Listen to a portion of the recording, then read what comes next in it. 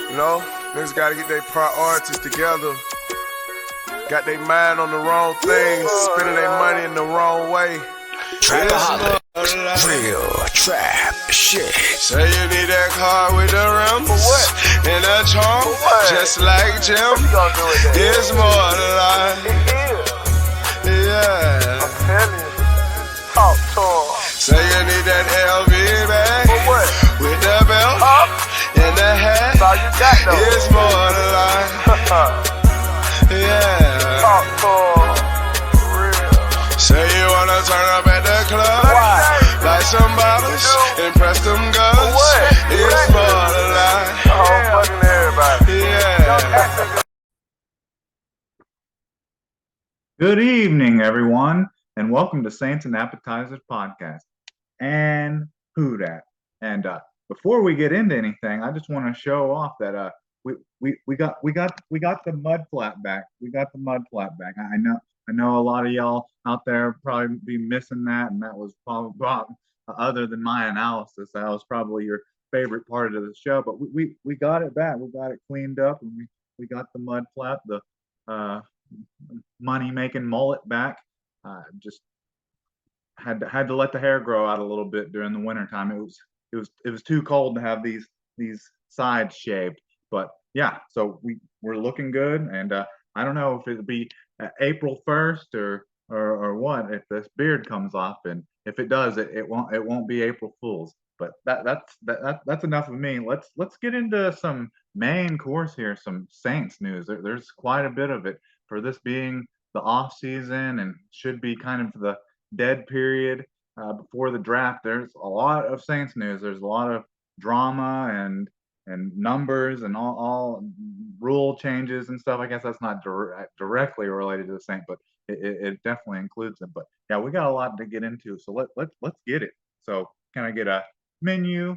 So the first thing I want to talk about is I hadn't really got the chance to go into like the whole Chase Young contract and that whole injury situation, because like my last podcast, like right after I hit upload, it came out that like he needs back surgery, like, or not back surgery, but neck surgery right after he signs. So people are looking at this fully $13 million fully guaranteed contract as just a horrible like malpractice by the Saints to sign a player that needs neck surgery for $13 million, and it says fully guaranteed. So you think that no matter what, that he's getting the $13 million. But you know, you got these news breakers, NFL beat writers and stuff, always wanting to be first on information about players signing or information about their contracts. And I would kind of lambaste Adam Schefter for that a little bit, because he's just they just want to be the first one to say stuff. And it's interesting how they can say a million things wrong and never catch any flack for it, but they just want to be first, and I guess that's their job. But releasing false information about that can really ruffle some feathers, especially in the Who Dat community, thinking that the Saints had just signed possibly a player with a broken neck for 13 fully guaranteed. And this whole situation reminds me of a lot of situations that the Saints have had in the past, signing marquee name brand players, and then right after it happens, something negative comes out about it. And the one I've heard some people talk about a little bit that I've heard brought up was Nick Fairley. That was the 2017 offseason where he got like $34 million, and then like right after signing it, it comes out that he had like an enlarged heart or enlarged heart valve. So then they had to like revoke the contract and then kind of take him to court to try to get some of the guaranteed money back. And I'm still one of those people that wonder, is like a what if the Saints would have had a healthy Nick Fairley and a healthy Sheldon Rankins when they played the Vikings in 2017. I guarantee you that game would have went a lot different with that interior pressure getting after Chase Keenum. But alas, it didn't happen. And also, it would have been nice to have healthy Sheldon Rankins and Nick Fairley on the team that played against the Rams in the NFC Championship, I would say that the Saints probably go into the Super Bowl if they had both of those players healthy. But alas, that's one situation that I've heard some people kind of compare this whole Chase Young sign and surgery deals.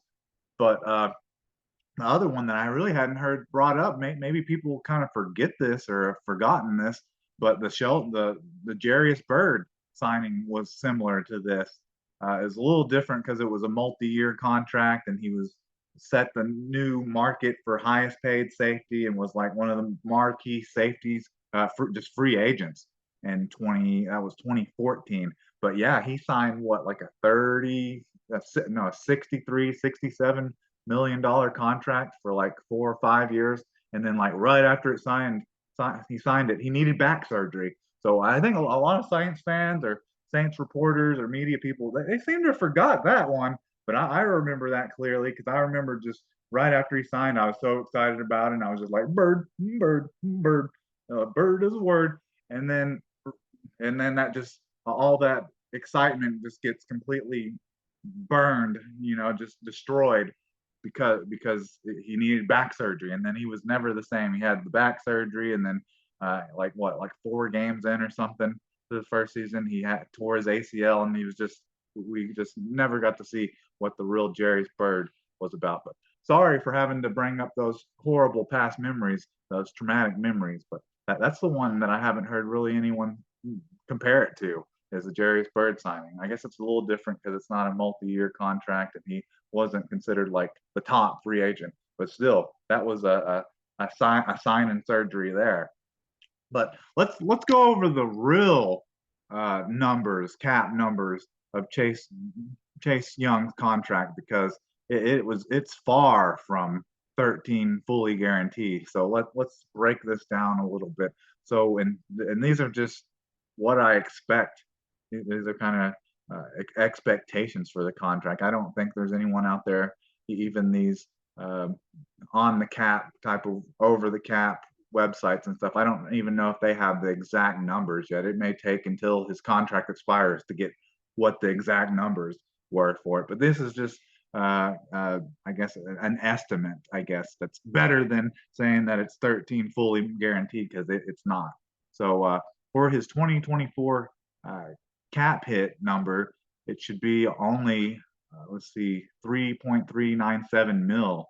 So just close to 3.5 million, which is a big difference. And then 2024, you have a base salary of 2.7 million. So he's more for just how much he's going to make this year. Like, he pretty much guaranteed is only about 5 million. That's a big difference from the 13 fully guaranteed. And then there's some weird bonuses and void years on here that I don't know if they really go into effect unless he's on the team or not, but they're in here. So he has a 2025 workout bonus. So I don't know if he's still on the team or not, or if he just gets that for off season before he becomes a free agent, or what exactly. But if he's not on the team and not going to be with them in 2025, I don't know why he would get $450,000. But then you have the 25 to 28, so 4 void years.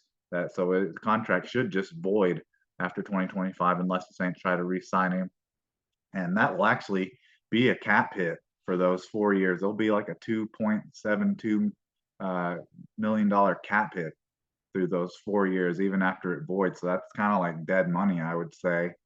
And then this is where he actually can earn his money. He can earn that 13 million through per game bonuses, which has been kind of moved around into a signing bonus. But he has an extra 7.99 million that he can make, so like an extra 8 million on top of the 5. So he has to play. He has to play, and he has to be healthy to get even close to the 13 million that they were talking about. So the Saints put in some protections to just in some insurance policies, just in case Chase Young, something with the neck goes wrong, or he's not healthy, or maybe he just comes back, looks good, and gets injured with something else. Knock on wood that doesn't happen.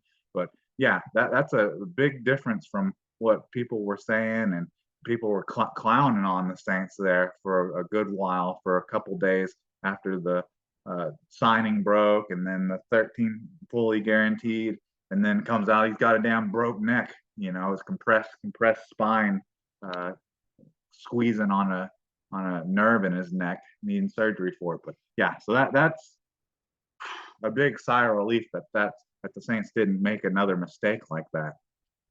And then so that's the Chase Young stuff. So hopefully we don't really hear too much more about that. Hopefully he gets healed up and is able to get back before this regular season. And hopefully he balls out. But don't want to hear any more sus information coming out about Chase Young. No news about him is probably good news. So on to the next thing is Saints haven't been real since the Chase Young signing and the offensive lineman from the Vikings. They hadn't really done too much else during free agency, but they did re-sign Jonathan Abrams to veteran min, which would be only like a cap hit of $6.065 million, so just barely over $1 million. So I think that's a good signing. Honestly, after losing Lonnie Johnson Jr., I think you really needed to re-sign a defensive back or a safety just for depth, if nothing else. And I like Jonathan Abrams. I always thought he's kind of like an energy, kind of a juice guy, a locker room voice, kind of a leader.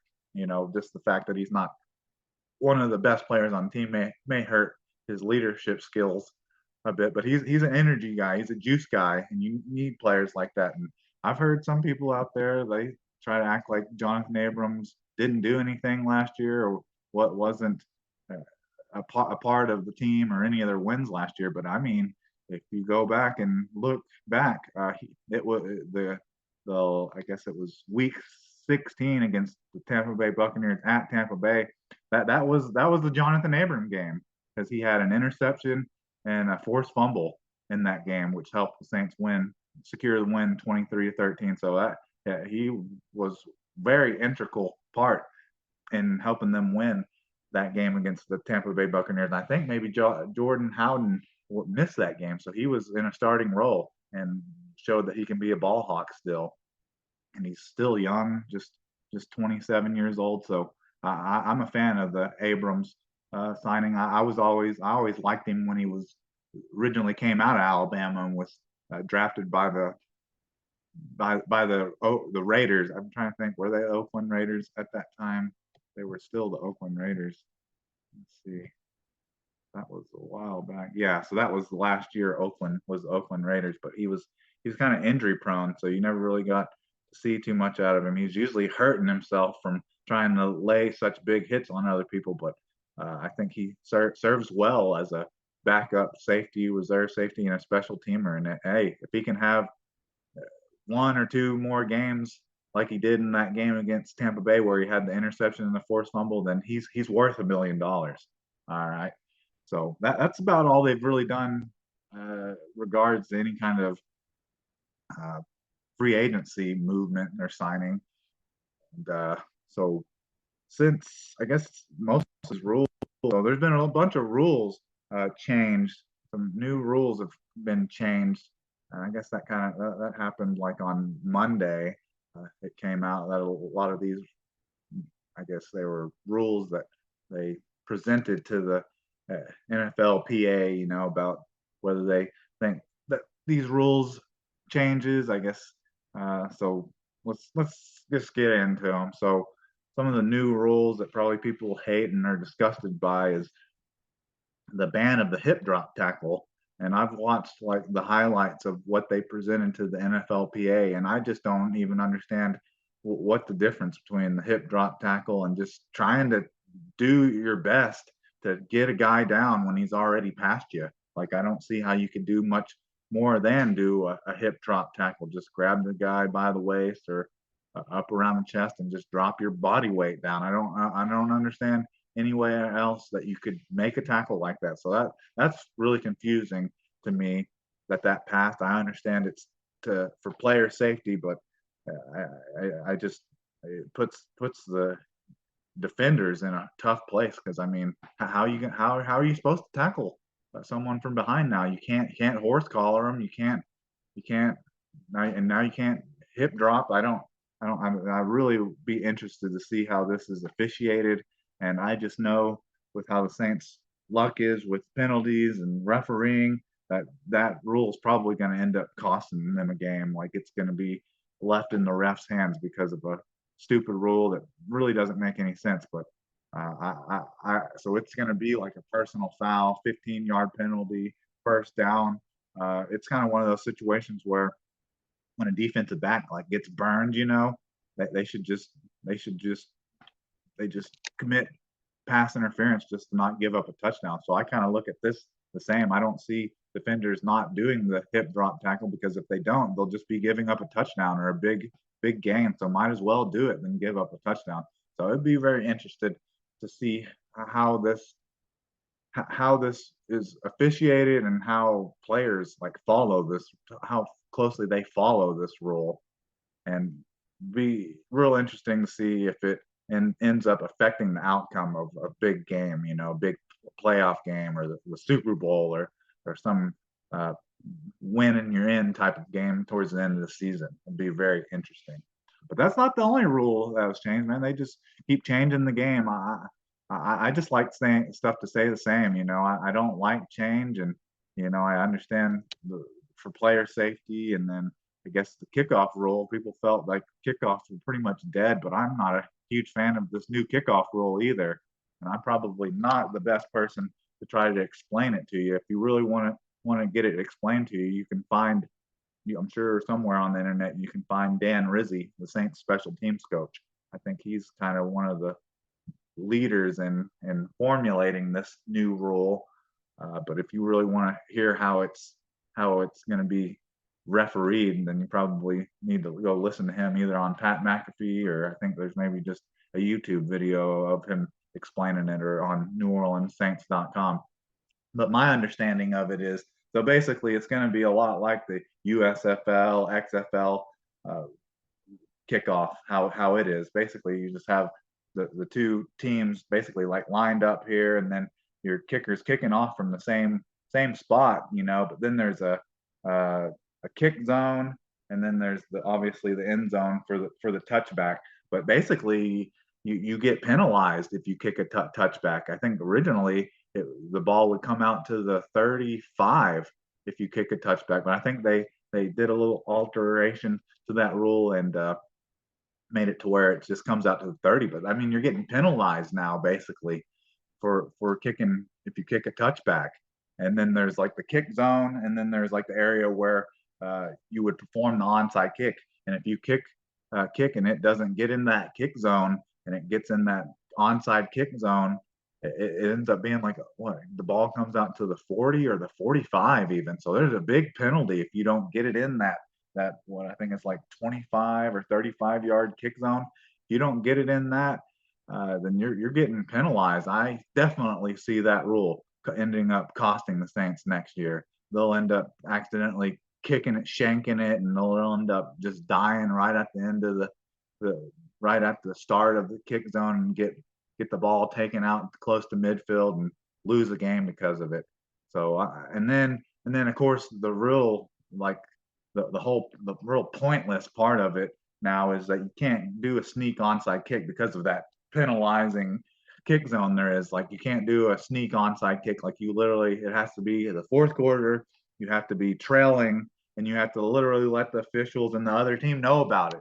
So it's like, what's even the point now? I mean, their teams weren't recovering onside kicks anyways, but you might as well just get rid of that because I would be very surprised if any onside kicks are recovered this year. So not a huge fan of that rule either. I wish they could. I wish they could go back to the old days, and have the double team wedge blocks and running 100 miles downfield before they lay a big hit on the returner. But be interesting to see how teams scheme up chances to return, because I think you're allowed two returners back there, and it'd be interesting to see if there's fake catches or pitchbacks on the return. It'd be interesting to see how special teams coaches and players try to take advantage of this new rule to try to get some big returns out of it. And then the third rule is nothing really to get any kind of feathers ruffled about. It's just the third challenge rule. So before, with challenges, you had to get both of them right to get a third one. But now it's just been changed a little bit to where if you get one right, you'll get two more still.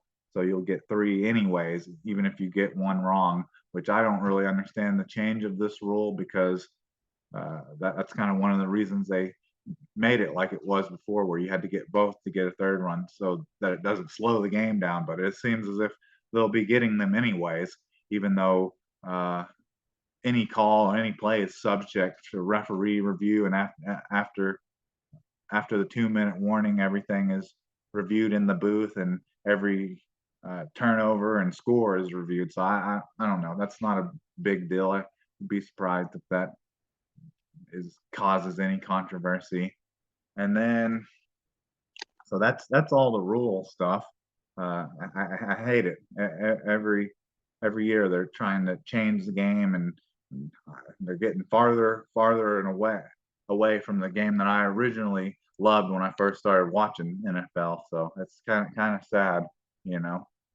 And then, so some of that wasn't Saints related, but here's the last little note, little bit of news here, and this is just sad, really. This bit here, and it's a really change of emotion and opinion on what Ryan Ramczyk has been dealing with. So just like a month or two ago, I was posting about how he's had surgery on the knee that was having the cartilage breaking down, and they felt really optimistic, like he was going to play in 2024 and be ready for training camp and all that. After, at the end of the season, like the last couple weeks of the season, they were acting as if he was needing to retire and his knee was completely shot.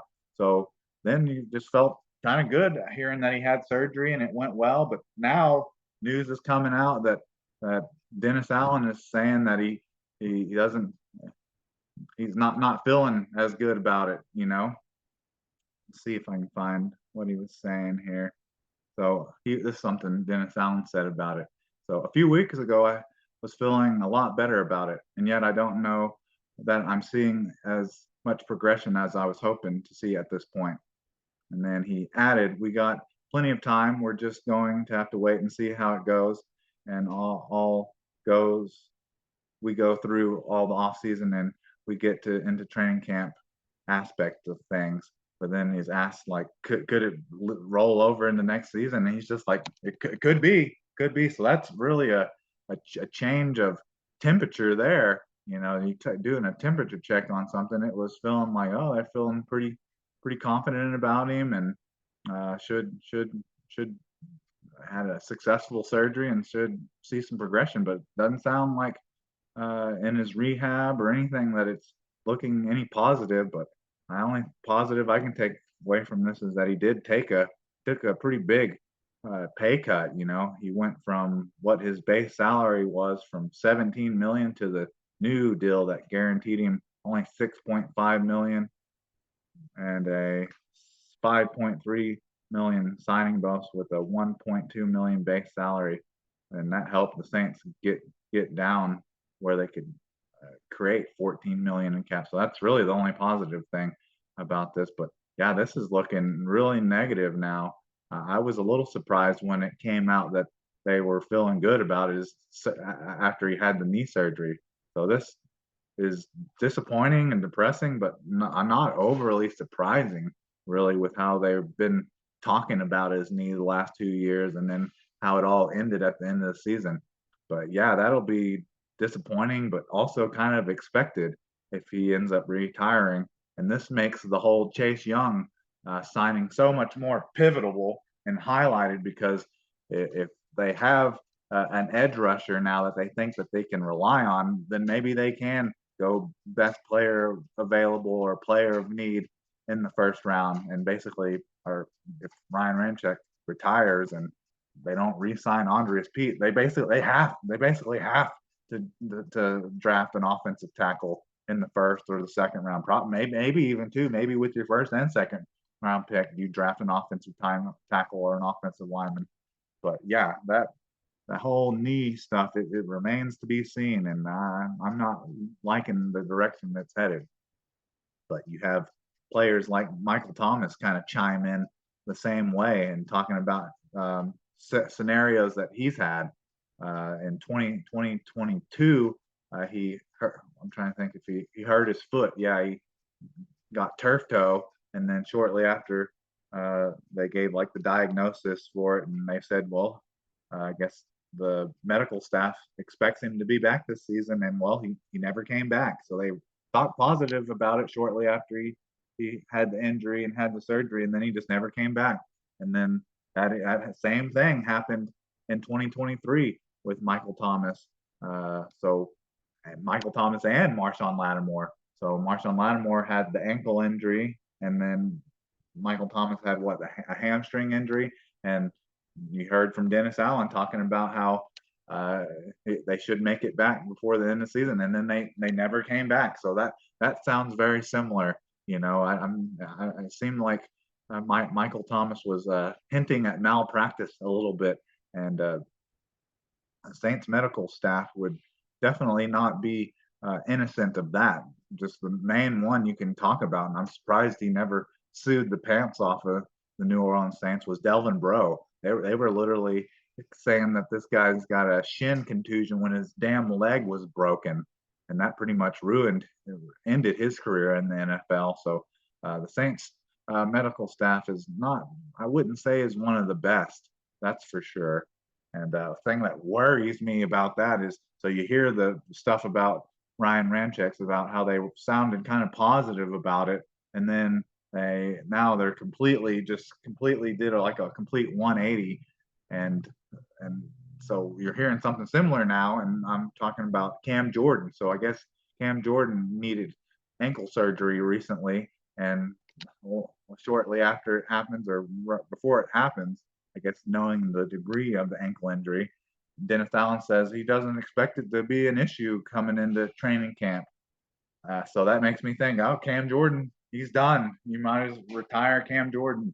Hopefully that's not the case, but you just can't, when it regards any kind of injuries, any kind of injuries related topic, you just don't know what to trust or believe when you're getting an update from Dennis Allen. So that's a real bummer there with Ryan Ramczyk. Luckily, there are a lot of good offensive tackles in this league in the draft coming up, but they need one. They need to get them one real bad. But that's about it. So we cleared up the whole Chase Young nonsense with them thinking that he's getting 13. We're signing someone with a broken neck. I got some depth at defensive back after losing Lonnie Johnson Jr. And then there's just all these rule changes that I hate. I want the game I just want them to leave it alone before it becomes two-hand touch or flag football, honestly. And then just the disappointing news about Ryan Ramczyk. Honestly, I'm not that surprised by it, just because of the way that they've been talking about the knee before. It would have been really, I almost think that he got a completely new leg with how they were talking after he got the supposedly successful surgery, but they're obviously not seeing any progression. Dennis Allen's not seeing any rehab or improvement from it. But anyways, I think that's about all I have for you this evening. So who dat? And can I get a check, please?